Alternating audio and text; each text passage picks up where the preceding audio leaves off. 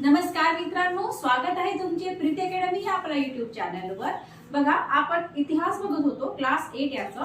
तर आज आपण त्याचा चॅप्टर नंबर 14 बघत आहे, महाराष्ट्र राज्याची निर्मिती। बघा, भारताला स्वातंत्र्य प्राप्त झाल्यानंतर भाषावर प्रांत रचनेची मागणी मोठ्या प्रमाणात प्राप्त झाली, कारण की भारताला स्वातंत्र्य मिळालं त्यामुळे काय झालं की भाषावर प्रांत रचनेची, मराठीचं वेगळं, भाषाचं वेगळं, हिंदी साईड म्हणजे असं प्रांत रचनेची मोठ्या प्रमाणात मागणी केली जात होती। आणि महाराष्ट्र ही मराठी भाषिक राज्याची मागणी करणारी संयुक्त महाराष्ट्र जी चळवळ आहे ती इसवी सन 1946 पासून सुरू झाली। ओके, आणि अनेक स्थित्यंतरातून या चळवळीची वाटचाल होऊन शेवटी काय झालं की 1 मे 1960 रोजी महाराष्ट्र राज्याची निर्मिती झाली। महाराष्ट्र राज्याची निर्मिती कधी झाली?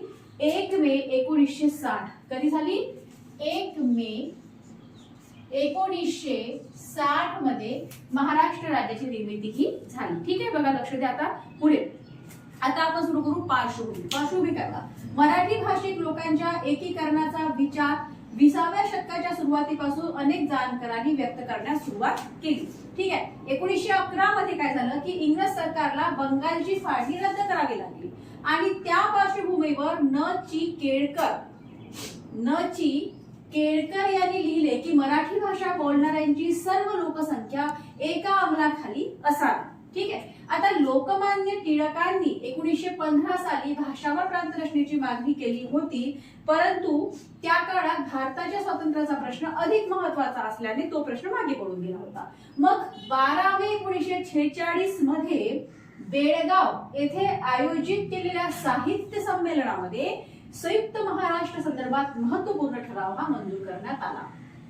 ओके, बघा पुढे काय सांगते तुम्हाला, संयुक्त महाराष्ट्र परिषद। आता ही बघा, 28 जुलै रोजी मुंबई येथे शंकरराव देव, कोणाचं नाव सांगितलं मी? शंकरराव देव यांच्या अध्यक्षतेखाली महाराष्ट्र एकीकरण परिषद भरली। दिस इज द व्हेरी इम्पॉर्टंट आणि तुम्हाला लक्षात ठेवावं लागेल ही गोष्ट। आणि या परिषदेने मग काय केलं की मराठी भाषिक प्रदेशाचा एक प्रांत करावा, यात मग मुंबई, मध्य प्रांतातील मराठी भाषिक तसेच मराठवाडा व गोमंतक या मराठी भाषिक भागांचा समावेश करावा असा ठराव संमत केला। इकडे बघा, लक्ष द्या, इथे काय मग आता दार कमिशन काय आहे बघा।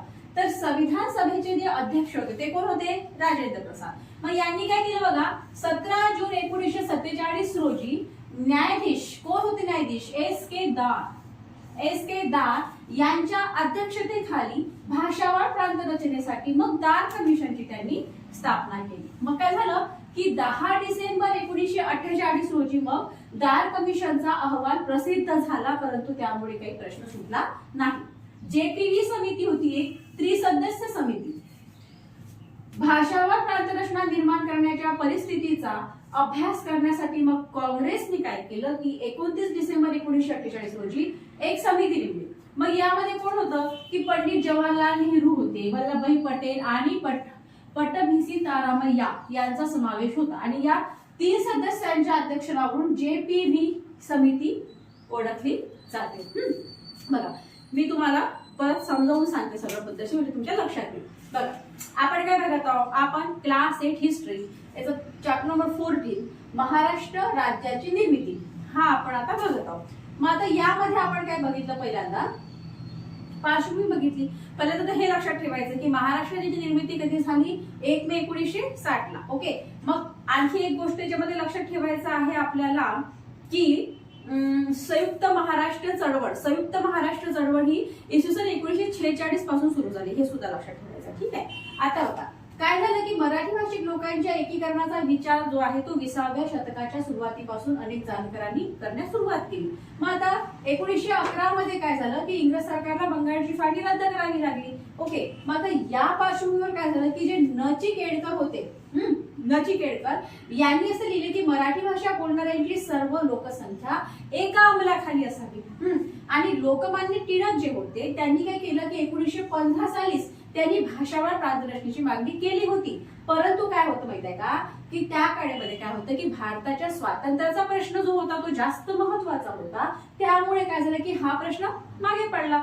जे लोकमान्य टिळक होते त्यांनी काय केलं की 1915 सालीच त्यांनी भाषावार प्रांत रचनेची मागणी केली होती, परंतु तेव्हा काय होतं, भारत स्वतंत्र होणे हे फार जास्त महत्वाचे होते. त्यामुळे काय झालं की हा जो यांचा प्रश्न होता, जी मागणी होती ती मागे पडली होती. मग काय झालं, 12 मे 1946, साल लक्षात ठेवणं आपल्याला गरजेचं आहे. 12 मे 1946 मध्ये काय झालं, बेळगाव येथे आयोजित केलेल्या साहित्य संमेलनामध्ये संयुक्त महाराष्ट्रासंदर्भात महत्वपूर्ण ठराव मंजूर करण्यात आला. लक्षात ठेवायचं आहे, 12 मे 1946 बेळगाव येथे आयोजित केलेल्या साहित्य संमेलनामध्ये 12 मे 1946 मध्ये बेळगावला साहित्य संमेलन झालं आणि त्या साहित्य संमेलनामध्ये मग संयुक्त महाराष्ट्र संदर्भात महत्वपूर्ण ठराव संमत झाला. ओके, एवढं झालं, लक्षात आलं तुमच्या एवढं. आता बघा संयुक्त महाराष्ट्र परिषद. आता 28 जुलैला काय झालं की मुंबई येथे शंकरराव देव, 28 जुलै मुंबई येथे शंकरराव देव यांच्या अध्यक्षतेखाली महाराष्ट्र एकीकरण परिषद भरली.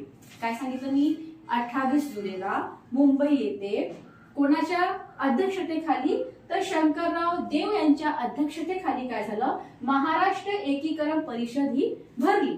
मग आता या परिषदेने काय केलं की मराठी भाषिक प्रदेशांचा एक प्रांत करावा आणि यामध्ये कोण पाहिजे, मग मुंबई झाली, त्याच्यानंतर मध्य प्रांतातील मराठी भाषिक तसेच मराठवाडा व गोमंतक या मराठी भाषिक भागाचा समावेश करावा असा ठराव संमत झाला.